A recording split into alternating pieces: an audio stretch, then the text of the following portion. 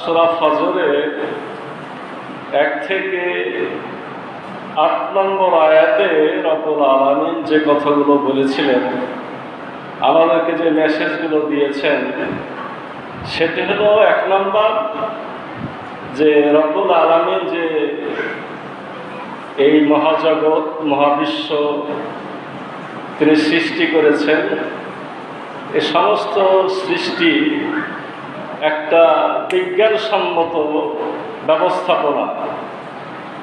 যিনি এরকম একটা যৌক্তিক বিজ্ঞানসম্মত ব্যবস্থাপনা প্রতিষ্ঠিত করেছেন, তিনি আখিরাত কায়েমের যে ক্ষমতা রাখেন এবং মানুষের যাবতীয় কার্যাবলীর হিসাব যে তিনি নেবেন, এটা তার সেই বিজ্ঞতাপূর্ণ ব্যবস্থাপনারই অপরিহার্য দাবি। দ্বিতীয় হলো, রব্বুল আলামিনের প্রত্যেকটা কাজের মধ্যে, অর্থাৎ আমরা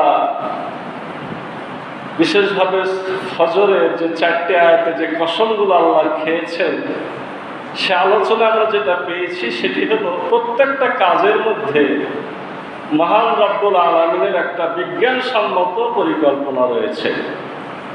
অর্থাৎ রব্বুল আলামিন কোনো কিছুই বিনা উদ্দেশ্যে সৃষ্টি করেন না, কোনো কিছুই খেলতামাশার জন্য তিনি তৈরি করেন নাই। সূরা আলে ইমরানে রব্বুল আলামিন বলছেন, রব্বানা মা খালাকতা হাযা বাতিলান সুবহানাকা ফাকিনা আযাবান নার।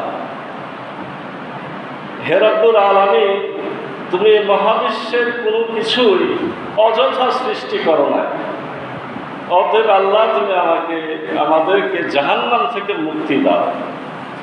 অর্থাৎ এই আয়াত রব্বুল আলামিন আমাদের দোয়া হিসেবে দিয়েছেন, সেখানে তিনি স্বীকার করিয়ে নিয়েছেন যে কোনো কিছু আল্লাহ বিনা উদ্দেশ্যে সৃষ্টি করেন না। এই দুটা কথা বলার পরে আমরা তৃতীয় যে কথাটি বলতে পারি সেটি হলো এই, কেউ যদি আখিরাত অস্বীকার করে, কেউ যদি আখিরাত অস্বীকার করে, তাহলে সে মূলত দুটা কথাকে সে বিশ্বাস করে। আখিরাত যে অস্বীকার করে, সে মূলত দুটা কথা বিশ্বাস করে। 1 নম্বর হলো, মানুষকে পুনরায় যে সৃষ্টি আল্লাহ করতে পারবেন, শাস্তি দিতে পারবেন বা পুরস্কার দিতে পারবেন, সে ক্ষমতা আল্লাহর নাই, নাউজুবিল্লাহ। দ্বিতীয়, তাদের যারা আখিরাত আপনার অস্বীকার করে, তাদের আরেকটা বিশ্বাস হলো যে বুদ্ধি, বিবেক, ক্ষমতা, ইখতিয়ার আল্লাহ যেগুলো আমাদেরকে দিলেন, তার কোনো হিসাব আল্লাহ নেবেন না, নাউজুবিল্লাহ। আল্লাহ তাহলে যদি হিসাবই না নেবেন, তাহলে বুঝতে হবে যে আল্লাহ বিজ্ঞ নন, আল্লাহর পরিকল্পনার অভাব আছে, নাউজুবিল্লাহ। যারা এই গোটা মহাবিশ্ব নিয়ে চিন্তা করবে, চিন্তা করার পরে যদি এইভাবে আখিরাতকে অস্বীকার করে, যারা আখিরাতকে অস্বীকার করবে এগুলো বোঝার পরেও, তাহলে বুঝতে হবে সে প্রথম শ্রেণীর নির্বোধ।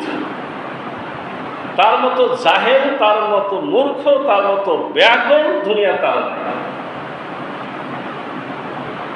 সম্মানিত হাজারের মজলিস, এই আলোচনা ছিল আপনার 1 থেকে 7 নম্বর আয়াত, 1 থেকে 4 নম্বর আয়াতের আলোচনা। আর 6, 7, 8 যে আয়াতগুলো আমরা আলোচনা করেছিলাম, সেখানে মূলত রব্বুল আলামিন যুগে যুগে যারা সীমা লঙ্ঘনকারী, যারা জালেম, যারা অত্যাচারী, যারা দুনিয়াতে অনেক কিছু পাওয়ার পরেও রব্বুল আলামিনের বিরুদ্ধে বিদ্রোহ করেছে, তাদের পরিণাম আলোচনা হয়েছে। আমরা গত জুমায় আদ জাতির ধ্বংসের আলোচনাটা করেছি। আজকে ইনশাআল্লাহ আমরা সামুদ এবং ফেরাউনের ধ্বংসের কাহিনী আপনাদের সম্মুখে বলতে চাই। অর্থাৎ রব্বুল আলামিন সূরা ফজরের 9 নম্বর আয়াতে বলছেন আস-সামুদাল্লাযীনা জাবু সাফরা বিল ওয়াদ। আর সামুদ সম্প্রদায় যারা উপত্যকায় পাথর কেটে কেটে বাড়ি ঘর নির্মাণ করেছিল। আদ জাতি বিশাল বিশাল অট্টালিকা করেছিল, বিশাল বিশাল স্তম্ভ করেছিল, প্রয়োজনে অপ্রয়োজনে বিশাল বিশাল স্মৃতিস্তম্ভ করেছিল। এটা হলো আদ জাতি। সামুদ কিন্তু আদ জাতিরই অংশ। মানে ওই ধ্বংসের পরে, আদের ধ্বংসের পরে যারা সে ধ্বংসের পরে বেঁচে গেছিল, কিছু অংশ চলে এসেছিল অন্য এলাকাতে, এরা হলো, এদেরকে বলা হয় সামুদ, পরবর্তী বংশধর। সামুদ জাতিকে আদ, যেটা আদে আমরা গতদিন যে আলোচনা করেছি, আদ জাতি যেটা মূলত তাকে বলা হয় আদে উলা, আর সামুদকে বলা হয় আদে উখরা, মানে তাদেরই পরবর্তী বংশধর। ওরাও যেমন নূহ নবীতে যে ঠেকেছে, এদেরও বংশ আপনার নূহ নবীতে যে শেষ হয়েছে। এদের অবস্থানটা মদিনা থেকে তাবুকের পথে রাস্তার ধারে এই সামুদের ধ্বংসাবশেষ এখনো বিদ্যমান। আল্লাহ রাসূল হযরত মুহাম্মদ সাল্লাল্লাহু আলাইহি সাল্লাম যখন মদিনা থেকে তাবুকের রাস্তায় যাচ্ছিলেন, তখন তিনি বললেন যে তোমরা এই জায়গাটা দ্রুত অতিক্রম করো। এটা একটা ধ্বংসের জায়গা, আযাবের জায়গা, গজবের জায়গা। তোমরা যদি সেখানে প্রবেশ করতে চাও, কাঁদতে কাঁদতে প্রবেশ করবে। মানে ওখানে হাসি খেলা করতে কে যাতে না যায়, কারণ এটা গজবের জায়গা। এই সামুদ জাতির কাছে যে নবী এসেছিলেন তিনি হলেন সালেহ আলাইহিস সালাম। সালেহ আলাইহিস সালাম এই সামুদ জাতির লোকদেরকে দাওয়াত দিলেন। সামুদ জাতির লোকেরা সালেহ আলাইহিস সালামের দাওয়াত কবুল করল না। তারা বলল, তুমি কেমন নবী, তুমি প্রমাণ দাও। তুমি নবী, তা আমরা কি? আমরা এত বড় বড় অট্টালিকা বানাতে পেরেছি, পাথরের পাহাড়কে কেটে কেটে আমরা ঘর বানাতে পারি।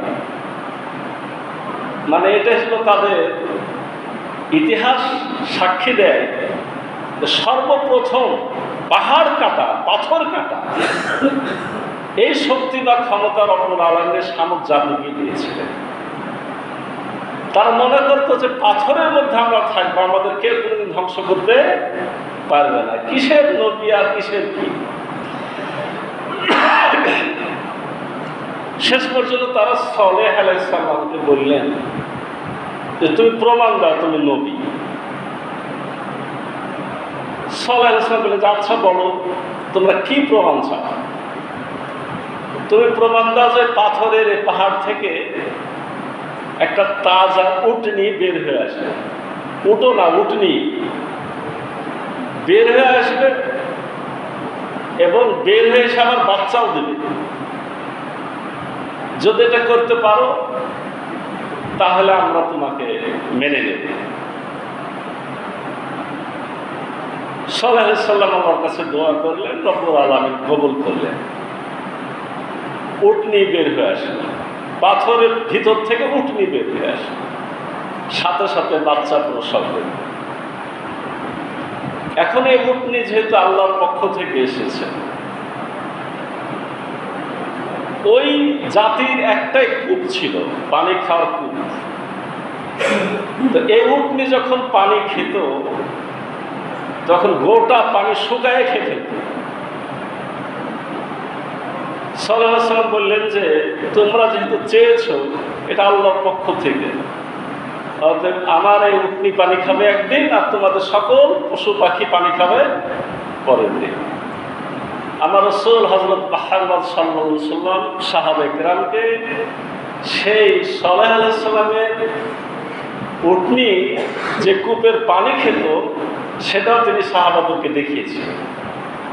রাসূল সাল্লাল্লাহু আলাইহি ওয়াসাল্লাম পর্যন্ত সেই কূপের অবস্থান ছিল। এখনো কেউ কেউ একটা কূপ দেখিয়ে বলে যে এটাই সেই কূপ। এখন সমস্যা হলো যে তাদের এখন আর সহ্য হলো না যে গোটা পানি একদিনে খাবে। আসলে আল্লাহর কাছে কিন্তু কিছু দৃষ্টান্ত প্রমাণ হাতে ধরে চাওয়াটা বোকামি। কারণ আল্লাহর দৃষ্টান্ত আল্লাহকে স্বীকার করার জন্য দুনিয়াতে আল্লাহ এমনি বিদ্যমান রেখেছে। স্পেশাল যখন কেউ কিছু চাবে আর চাওয়ার পর তার প্রমাণও পাবে, প্রমাণ পাওয়ার পর যদি স্বীকার না করে তারা আরো বড় হতভাগা। এরা তো এখন আর উটনিকে সহ্য করতেই পারল না, শেষে উটনিকে তারা জবাই করে দিল, মানে হত্যা করে ফেলল। তখন রব্বুল আলামিন জিবরিল আমিনকে পাঠালেন। জিবরিল আমিন শুধু কি করলো, একটা চিৎকার দিয়েছিল। হাদিসে যেটা পাওয়া যায়, একটা চিৎকার দিল, অর্থাৎ বিরাট একটা শব্দ হলো। শব্দ হতে ওই জাতির একটা লোক আর বেঁচে থাকলো, সবাই পড়ে সেখানে মারা গেল। এভাবে রব্বুল আলামিন এই শামুক জাতিকে ধ্বংস করেছিলেন। ওয়াদিল কুরা জায়গাটা এখনো পরিচিত হলো ওয়াদিল কুরা। কারে কারে কোনো কোনো কেতাবে লেখা আছে মাদায়েনে সলেহ, মাদানে সলে। এই জায়গাটা এখনো বিদ্যমান। এই পাথর বেষ্টিত ঘর, পাহাড়ের ভিতরে ছোট ছোট ঘর, এই ঘর এখনো দেখার সুযোগ আছে, রব্বুল আলামিন বিদ্যমান রেখেছেন। এরপর রব্বুল আলামিন আর একটা বিরাট জালেম, জালেমদেরও জালেম, মহা জালেম, আনা রব্বুকুমুল আলা, আমি তোমাদের মহান রব, এই কথা বলেছিল কে? ফেরাউন। এই ফেরাউনের কথা আল্লাহ রাব্বুল আলামিন 10 আয়াতে বলছেন, ফিরআউনা জিল আওতাদ। আল্লাহ রাব্বুল আলামিন একটা ছোট্ট আয়াতে মাত্র 3টা শব্দ, ফেরাউন একটা শব্দ, জি মানে অধিকারী একটা শব্দ, আওতাদ, আওতাদ মানে পেরেক, পেরেক যেটা আমরা কাটা পুঁতি আর কি, পেরেক। এই 3টা শব্দ দিয়ে ফেরাউনের পরিচয় আল্লাহ দিয়ে দিয়েছেন। এটা হচ্ছে রব্বুল আলামিনের মাহাত্ম্য, মানে পেরেকওয়ালা ফেরাউন। এই কথাটুক বলার পরে যুগে যুগে তাফসির কারকগণ তাফসির লিখেছেন, জ্ঞানীগণ জ্ঞান চর্চা করেছেন এবং ফেরাউনের পরিচয় এই শব্দের মধ্যেই খুঁজে পেয়েছেন। পেরেকওয়ালা ফেরাউন এর কয়েকটা ব্যাখ্যা। একটা ব্যাখ্যা হলো ফেরাউন হলো চরম অত্যাচারী ছিল, চরম অত্যাচারী ছিল ফেরাউন। ফেরাউনের বাহিনীও ছিল বিশাল এবং যারা ফেরাউনের রাজ সৈন্য, তাদের হাতে সবসময়তে প্যারেক জাতীয় যন্ত্র থাকতো শুধু মানুষকে অত্যাচার করার জন্য, এবং এই জন্য তাকে পেরেকওয়ালা বলা হয়েছে। এবং এই পেরেকের অত্যাচারটা কেমন ছিল, যে কোনো মানুষকে নিয়ে এসে আপনার তার যারা বিপক্ষে ধরে নিয়ে আসতো, 4 হাত পায়ে পেরেক পুঁতে দিত, 4 হাত পায়ে পেরেক পুঁতে দিত, পেরেক পুঁতে দিয়ে আবার শরীরের উপরে সাপ বিচ্ছু ছেড়ে দিত। এটা ছিল ফেরাউনের অত্যাচারের নমুনা। কারিগরের মতে পেরেকওয়ালা বলতে কি বোঝানো হয়েছে, তার বিশাল সৈন্যবাহিনী যে এলাকাতেই যেত, যে তাঁবু গাড়ত, তাঁবু গাড়তে হলে পেরেকের প্রয়োজন হয়। এই বিশাল সৈন্যবাহিনীর পরিচয় ক্ষেত্রেও তাকে পেরেকওয়ালা বলা হয়েছে। আর সর্বশেষ পেরেকের উদাহরণ আমরা পেলাম এই সেদিন মানে এটা হলো 1900 সালে, অর্থাৎ যে পিরামিড আমরা যেটা দেখছি এটা যে ফেরাউনের, এটা তো আগের মানুষরা জানতো না। আল্লাহ কিভাবে কোরআনকে জাগ্রত রেখেছেন, ইসলামকে জ্যান্ত রেখেছেন, যাতে যুগে যুগে প্রমাণ হবে যে ইসলাম বাস্তব, ইসলাম কোনো অবাস্তব কিছু নয়। কোরআন কারীমে আল জিবাল আওতাদা, পর্বতকে কি বলা হয়েছে? পর্বতকে পেরেক বলা হয়েছে। কে বলেছেন? আল্লাহ বলেছেন যে আমি পর্বতকে পেরেক হিসাবে স্থাপন করেছি, অর্থাৎ দুনিয়ার ভারসাম্য রক্ষার জন্য আমি পাহাড় নামক পেরেককে পুঁতে পুঁতে দিয়েছি। তো ফেরাউন যে পিরামিডগুলো বানিয়ে রেখেছে সেগুলো কি ওই একই পাহাড়ের মতো? এটা থেকে প্রমাণ হলো যে এই ফেরাউনরা হলো এই পেরেকওয়ালা। আমি বলছিলাম এটা গত শতাব্দীতে প্রমাণ হলো কিভাবে? গত শতাব্দীতে প্রমাণ হলো যে পিরামিডের মধ্যে মমি আছে, মানে ফারাও রাজাদের লাশকে তারা মমি করে রাখত। মানে তাদের ধারণা এভাবে, মানে পৃথিবী যতদিন থাকবে তারা কি থাকবে, তারা বেঁচে থাকবে। আর তারা তো আল্লাহকে বিশ্বাস করতো না, মনে করতো এইভাবেই আমরা জান্নাত চলে গেলাম। তাদেরকে ওই সাথে লাশের সাথে টাকা পয়সা, সোনা দানা, খাবার দাবার সব দিয়ে দিত। গত শতাব্দীতে প্রমাণ হলো কিভাবে? একটা লাশ দেখা গেল যে সকল লাশের থেকে আলাদা। সকল মমের লাশ শুকায় হারায় গেছে, কিন্তু একটা লাশ মানে আলাদা, তার চামড়া তাজা হয়ে আছে। মনে হচ্ছে যে চামড়ার উপর আবার কিছু অসুখ ভাবও হয়েছে। তার মানে কিছুদিন আগে চামড়াতে পছন্দ হলে যা হয় সেটা, এটা আল্লাহ প্রমাণ করবে। তাই প্রেসিডেন্ট আনোয়ার সাদাতের সময় এটা নিয়ে ফ্রান্সের শল্য বিশেষজ্ঞরা বলল যে এই লাশটা আমাদেরকে দেন, কি করব? এর পরীক্ষা নিরীক্ষা করবো যে ব্যাপারটা কি, তার চামড়া এতদিন তাজা থাকলো কি করে, আর এই চামড়াতে নতুন করে পচনই বা ধরছে কেন? এবার ফ্রান্সের আবেদনে মিশরের প্রেসিডেন্ট রাজি হলো, আচ্ছা নিয়ে যান। এটা একটা বিরাট ইতিহাস। লাশ নিয়ে যাবে কোথায়? ফ্রান্সে। আর ফ্রান্সের আইন হলো লাশ হোক, তাজা হোক আর মরা হোক, ওই দেশে ঢুকতে হলে পাসপোর্ট করতে হবে। কি করতে হবে? পাসপোর্ট করতে হবে। পাসপোর্ট করবে কি নামে? তো মিশরের সাবেক প্রেসিডেন্ট, আর এক ঝামেলা হয়ে গেল, কিন্তু মিশরের সাবেক প্রেসিডেন্টের পাসপোর্ট হবে। ফেরাউনের পাসপোর্ট তৈরি হয়েছে এই জামানাতে এসে। এবার ফ্রান্সের মানে আইন অনুযায়ী আর একটা বিপদ হলো যে বিদেশে কোনো প্রেসিডেন্ট ঢুকলে তো তাকে স্যালুট দিতে হবে, গার্ড অফ অনার দিতে হবে।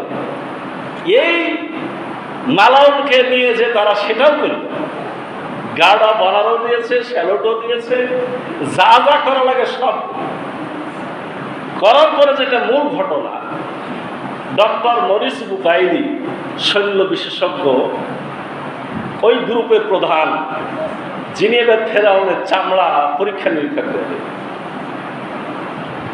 এই পরীক্ষা নিরীক্ষা করতে যে দেখছে যে চামড়ার উপরে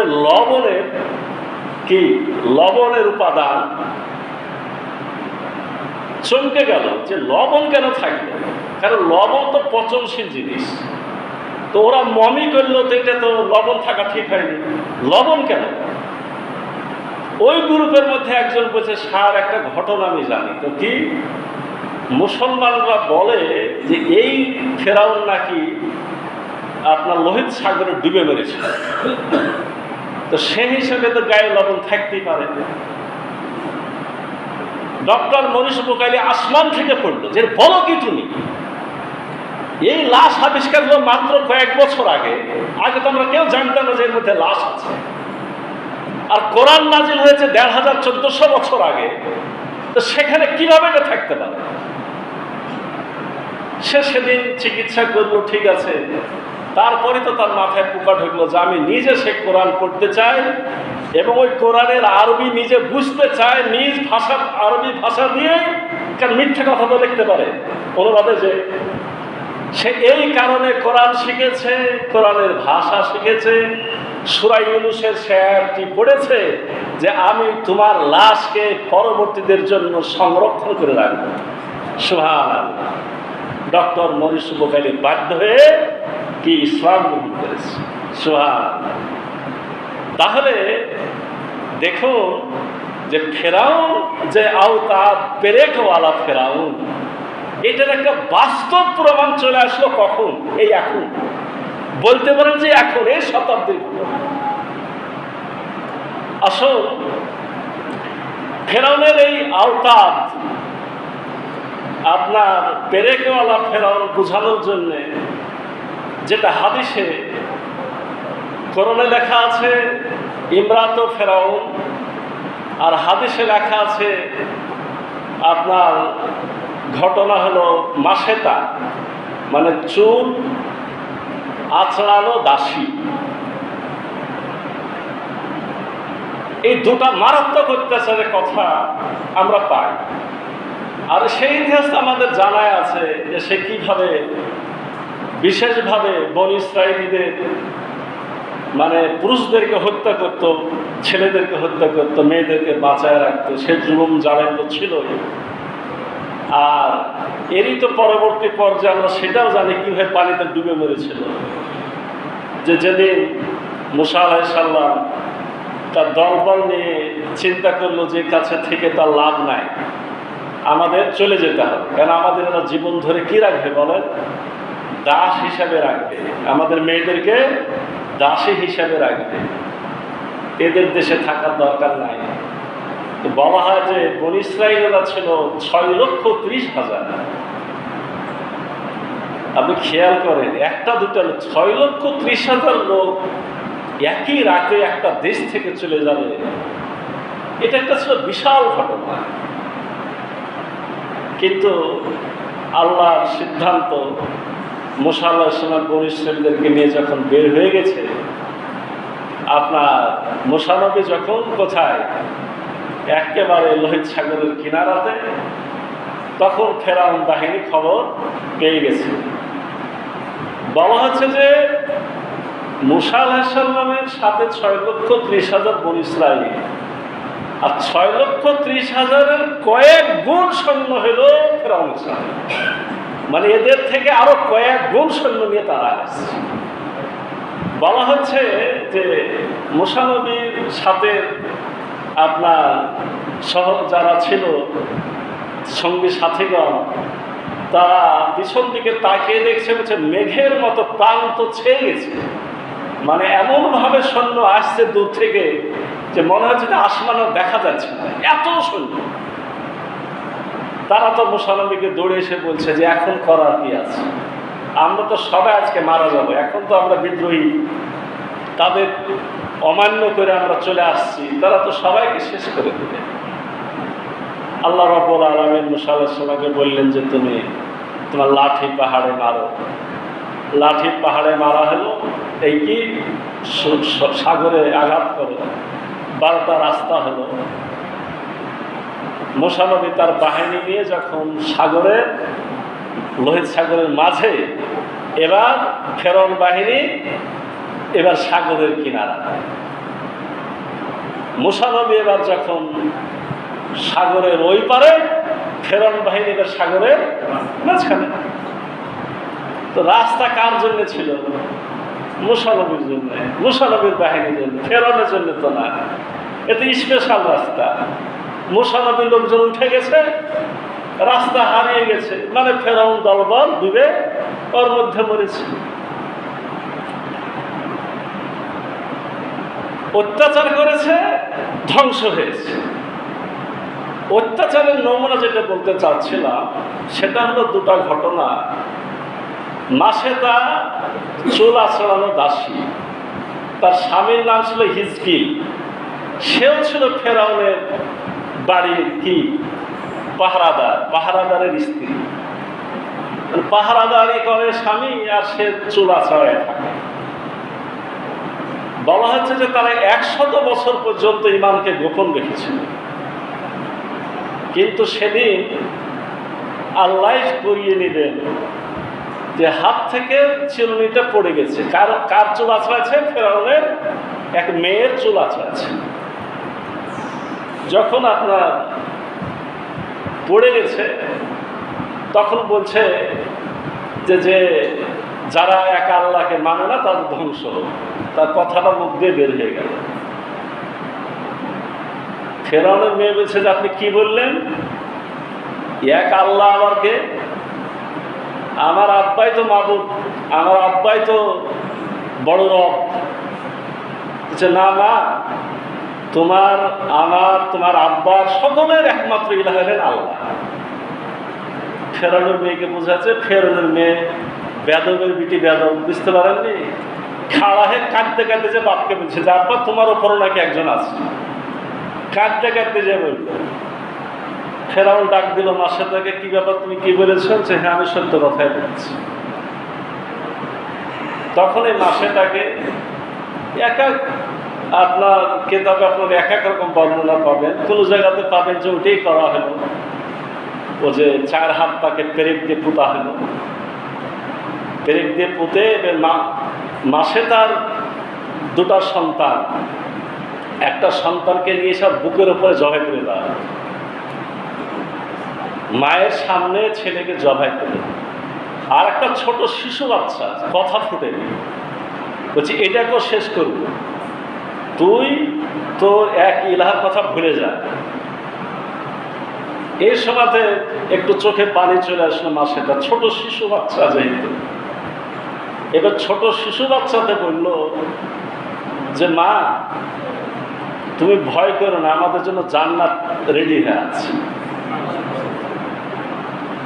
ছোট শিশু বাচ্চা কথা বলেছে, এরকম ঘটনা আমরা ইতিহাসে কমপক্ষে 5টা পাই। মানে কথা ফুটেনি অথচ আল্লাহ কথা বলায় নিয়েছেন। তার মধ্যে এই মাসেতার মেয়ে বা ছেলে যেটাই হোক।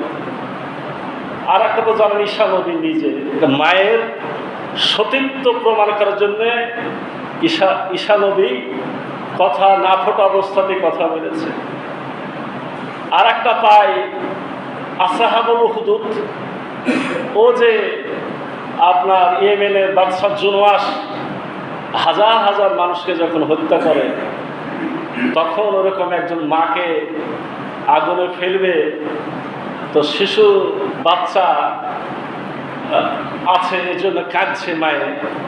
তখন শিশু বাচ্চা বলছে যে মা, ওটা আগুন না, ওটা হচ্ছে ফুলের বাগান। এটা একটা পায়। আর একটা পায় হলো এই যে ইউসুফ নবীর সতীত্ব প্রমাণ, ইউসুফ নবীর সতীত্ব প্রমাণ যে সে যে চরিত্রহীন না, এই কথাটা কিন্তু জুলাইখার নিজের চাচাতো অথবা মামাতো বোন সম্পর্কে ছোট শিশু। সে বলে দিল বাদশার সামনে যে যদি ইউসুফ নবীর বুকের দিকের জামা ছেঁড়া থাকে তাহলে ইউসুফ নবী বা ইউসুফ দোষী, আর যদি পিঠের দিকের জামা ছেঁড়া থাকে তাহলে জুলাইখা দোষী। এটা ছিল শিশু বাচ্চা। আর একটা বুখারী শরীফ আমরা পাই, সেটা হলো একজন দরবেশের ঘটনা আছে। দরবেশের নামটা হলো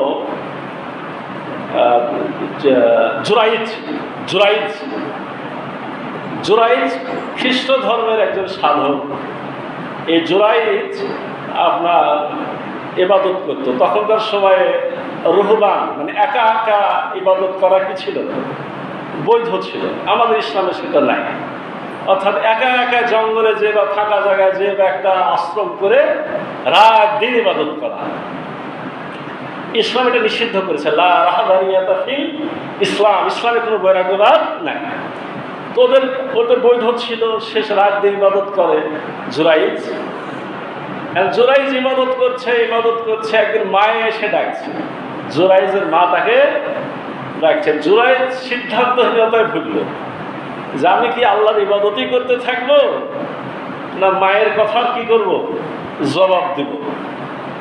সে সিদ্ধান্তহীনতার কারণে কি করলো, ইবাদতেই থেকে গেল। আর মায়ের মুখ দিয়ে একটা অভিশাপ। এজন্য মায়েদেরকে বলি যে সহজে ছেলে মেয়েকে অভিশাপ দিবেন না, লানত করবেন না। অভিশাপ দিয়ে দিল জুরাইজকে যে আল্লাহ যেন তোকে কলঙ্কিনী মহিলার সাথে সাক্ষাৎ না করিয়ে মৃত্যু না ঘটায়। নাউজুবিল্লাহ। একজন এত বড় ইবাদত গুজার মানুষের ব্যাপারে মায়েও লানত দিল যে সে যাতে চরিত্রহীনা মহিলার সাথে তার সাক্ষাৎ ঘটে। এই দোয়া আল্লাহ কবুল করে নিলেন। এখন খারাপ মহিলার সাথে দেখা কিভাবে হবে, সে তো ঘর থেকে বের হয় না, সে ব্যবস্থা হয়ে গেল। এক কলঙ্কিনী চরিত্রহীনা মহিলা ওই শহরের না, এই পাহাড়ে পর্বতে রাখালগিরি করে, এক রাখালের সাথে অবৈধ কাজ করার কারণে তার পেটে বাচ্চা এসেছে। লোকেরা জিজ্ঞেস করছে যে এই বাচ্চা কার? ও বলে দিল যে বাচ্চাও যে আশ্রমে আছে দরবেশ ওই হুজুরের। নাউজুবিল্লাহ। মানে কিছু তো একটা বলতে হবে, বললো যে হুজুরের কাজ। লোকজন তো হুজুরদের ওপর খ্যাপে বেশি, যে এত বড় আকাম করেছে হুজুর, ধর হুজুরকে। তখনকার বাদশার দরবারে সে জুরাইজকে টেনে নিয়ে আসা হলো। কাঠ গড়াতে ডাকলে কি সামনাসামনি হতে হলো? চরিত্রহীন মহিলার সাথে সাক্ষাৎ হলো কি হলো না, হয়ে গেল। এখন আপনার বিচার কিভাবে প্রমাণ করবে? জুরাইজ বাদশা জুরাইজ কিভাবে প্রমাণ করবে যে আমি চরিত্রহীন নয়? ইতিমধ্যে ওই মহিলার কিন্তু বাচ্চাটা কি হয়েছে, জন্ম হয়ে গেছে। জুরাইজ বলল যে আমার বলা লাগবে না, ওই বাচ্চাই বলবে যে তার বাপকে। ওই বাচ্চা তখন বলল যে আমার আব্বা হলো অমুক রাখা। এইভাবে আমরা 5 জন ঘটনা পাই। যেটা বলছিলাম, এই মাসে তাকে একটা বর্ণনা এইভাবে আপনার তার সামনে তার 2 বাচ্চাকে হত্যা করা হলো, তাকে হত্যা করা হলো। আর একটা বর্ণনায় পাওয়া যায় যে আগুন টকবক করে ফুটছিল, মানে আগুনের তেল আগুনের ওপর তেল দিয়ে টকবক করে ফুটছে। এই অবস্থাতে এক বাচ্চাকে ফেলা হয়েছে, আর এক বাচ্চাকে ফেলা হয়েছে, তারপরে মাসে তাকে ফেলা হয়েছে। আর একটা ছিল ফেরাউনের স্ত্রী আসিয়া। এটা তো আপনারা জানেন, আল্লাহ রাসূল সাল্লাল্লাহু আলাইহি সাল্লামের জান্নাতে রব্বুল আলামিন কয়েকজন মেয়ের সাথে বিয়ে দিলেন। তার মধ্যে যেমন ঈসা আলাইহিস সালামের মা, এবং সে সাথে আসিয়া। আল্লাহ রাসূল স্ত্রী হবে না, আমার রাসূল স্ত্রী হবে জান্নাতে। এই আসিয়া ছিল ফেরাউনের স্ত্রী এবং বনী ইসরাইলের মহিলা, তিনি বিয়ে করেছিলেন। আসিয়া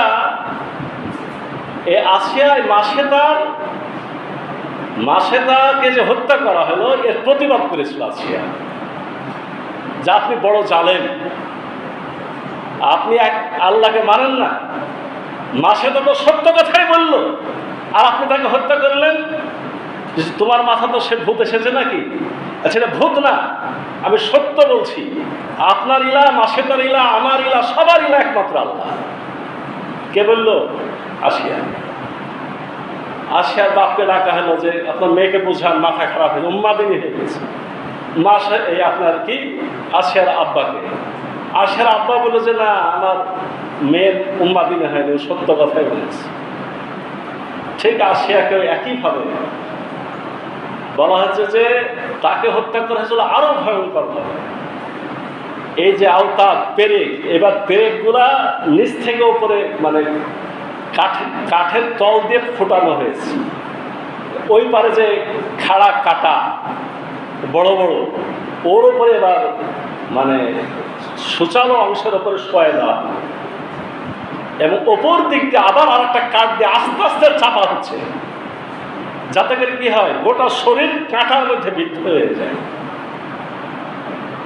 আসিয়া আলাইহিস সালাম আল্লাহর কাছে দোয়া করছিলেন যে আল্লাহ, তোমাকে মেনে নিয়েছি, আজকে এত কষ্ট সহ্য হয় না, তোমার ঘরের পাশে একটা আমার ঘর বানিয়ে দিও। এমন দাবি করে বসলেন আসিয়া যে তোমার জান্নাতে যে ঘর, ওই ঘরের পাশে আমার একটা কি বানায়, তোমার ঘরের পাশে আমার একটা ঘর বানায়, তোমার আরশের পাশে। আল্লাহ কিন্তু সেটা কবুল করেছে। আসিয়াকে এভাবে হত্যা করা হয়েছে। এইভাবে আপনার ফেরাউনের যে অত্যাচার, ফেরাউনকে রব্বুল আলামিন এই সমস্ত অত্যাচারকারী ধ্বংস করেছেন এবং তাদের ধ্বংসের জবাব, তাদের অপরাধ কি ছিল আল্লাহ কিন্তু পরের আয়াতে নিজেই বলছেন। সূরা ফজরের 11 নম্বর আয়াতে আল্লাহ বলছেন আল্লাযীনা তাগাউ ফিল বিলাদ। তারা কি করেছিল? যারা শহরে নগরে বিদ্রোহ করেছিল, অর্থাৎ সীমা লঙ্ঘন করেছিল। তগা শব্দের অর্থ হলো কি? সীমা লঙ্ঘন করা। সীমা লঙ্ঘন বলতে কি? সহজভাবে এটা বুঝে নিতে হবে। আপনারা গ্রামের মানুষ, দেখবেন যে আপনাদের কানে কানে আইল কোনো সময় কি হয় যে এই মাথা ঠিক আছে, ওই মাথা ঠিক আছে, মাঝখানে কি হয়েছে, প্যাট হয়ে গেছে, হয়ে যায়নি, সোজা থাকে না কেন? আর একজন সীমানাটাকে করে দেয়, নষ্ট করে দেয়। ভাই, এরা হচ্ছে কিন্তু সীমা লঙ্ঘন। এটার নাম হলো কি? সীমা লঙ্ঘন। যে জিনিস যে জায়গায় থাকার কথা সে জায়গায় যদি আপনি না রাখেন, সেটা সীমা লঙ্ঘন। আজকে কথা আসতেই পারে, আপনারাই বলেন সোজাভাবে, একটা মানুষও যদি নিজের বিবেক দিয়ে বলেন, এই যে এখন যে আন্দোলনটা চলছে কয়েকদিন থেকে, মেধা দিয়ে আমি চাকরি চাই, লেখাপড়া করেছি, মেধা দিয়ে চাকরি চাই, কি কথাটা বলা কি অন্যায় হয়েছে? কোনোভাবে অন্যায় হয়েছে? যারা এটার বিপক্ষে কাজ করবে, তাদের অধিকার যারা ফিরিয়ে না দিবে, তারা অবশ্যই তগুত, তারা হলো সীমা লঙ্ঘনকারী। আমার বৈধ পান আপনি না দিলে আপনি হলেন বিদ্রোহী, আপনি হলেন তগুত। যত রকম দুনিয়াতে জালেম আছে, তারা সবাই কি? তারা সবাই হলো এই যে তগাও। আল্লাহ বলছেন ফেরাউন তগুত ছিল, আদ তগুত ছিল, সামুদ তগুত ছিল। এইভাবে যুগে যুগে যারাই সীমা লঙ্ঘন করেছে তারা হলো কি? তগুত। তগুতের আপনারা যদি কেতাবি ব্যাখ্যা চান, তাহলে অন্যের সম্পদ যারা দখল করে তারা তগুত। যাদের কথা শুনতে গেলে শিরক হয়ে যাবে, আল্লাহর আইন অমান্য হয়ে যাবে, খুব মন দিয়ে শুনে, আপনার সাথে চললে আমার শিরক হবে, আল্লাহর আইনের বিপক্ষে চলতে হবে। যার সাথে চললে আল্লাহর আইনের বিপক্ষে চলতে হয়, সে হলো তাগুত। তাগুত হলো তারা যারা নিজের আল্লাহর আইন মানে না, আবার অন্যকে আইন মানতে দেয় না, তারা হলো কি? তাগুত। মানে নিজে তো করে না, আবার অন্যকেও করতে দেয় না, বাধা দেয়, তারাই তাগুত। যারা মনে করে আল্লাহর বিধান যথেষ্ট নয়, মানুষকে সুখ শান্তি দিতে হলে নিজেরা আইন বানাইতে হবে, তারা হলো তাগুত।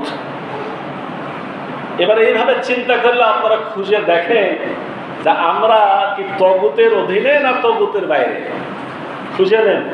সব ব্যাখ্যা কি দেওয়া লাগবে?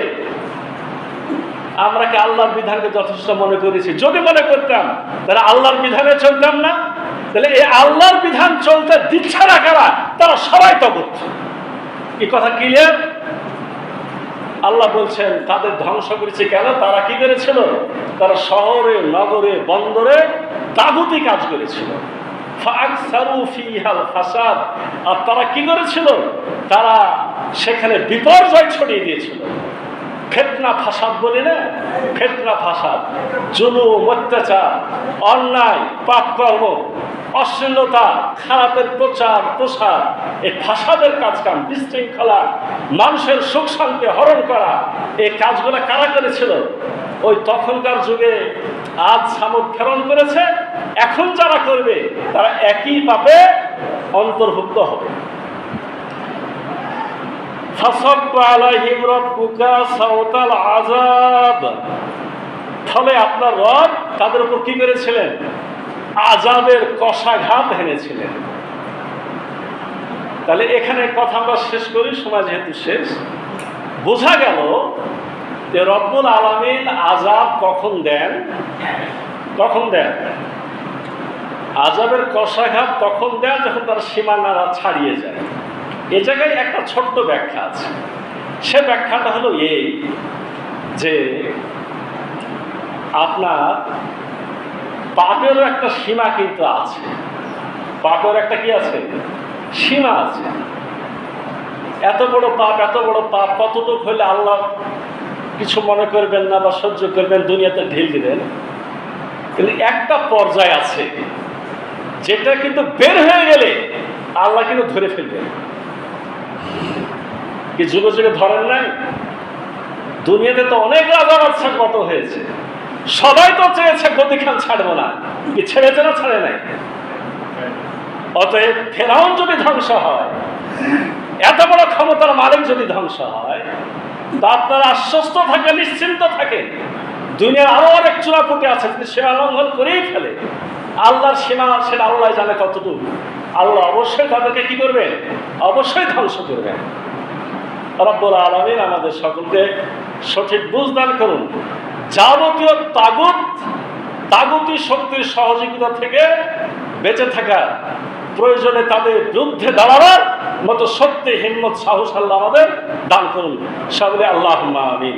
বারাকাল্লাহু লানা ওয়া লাকুম ফিল কোরআনিল আযীম ওয়া নাফা'নি ওয়া ইয়্যাকুম বিমা ফীহি মিনাল আয়াতি ওয়া যিকরিল হাকীম।